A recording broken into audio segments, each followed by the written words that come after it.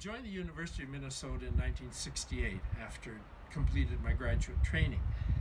And about 5 years into that program, we were involved in cooperative projects nationwide with other plant breeders who had similar goals in terms of trying to develop new varieties of fruit crops, whether it be apples or pears or peaches or whatever.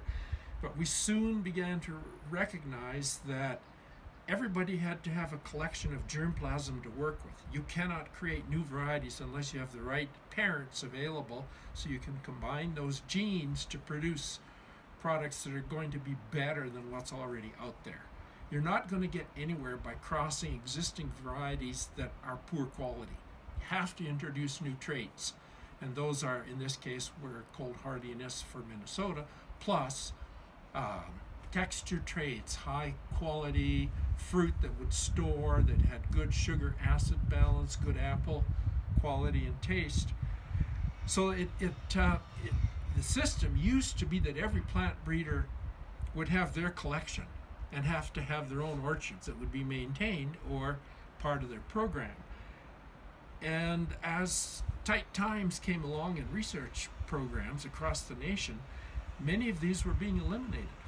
I mentioned earlier that administrators who really had no background in this area or didn't have the vision or the interest or willing to put resources in it would terminate those programs. Well, end of the program. Nothing more is going to come of that. And that valuable germplasm can easily be lost. So a group of us got together at the University of Minnesota. That was one of my first responsibilities, to organize this meeting.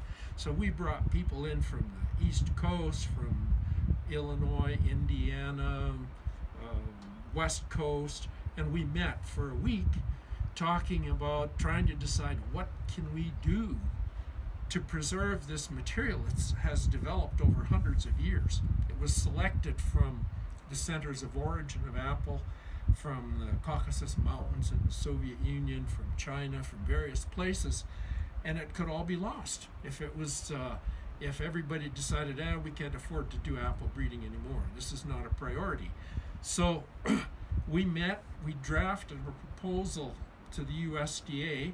At the time, it sounded like a lot of money. We said we needed $1 million, which was a nice, healthy figure to get us started, so that we could identify regions of the U.S. where we could preserve this germplasm and then be shared among others. And that went through, and that program got underway.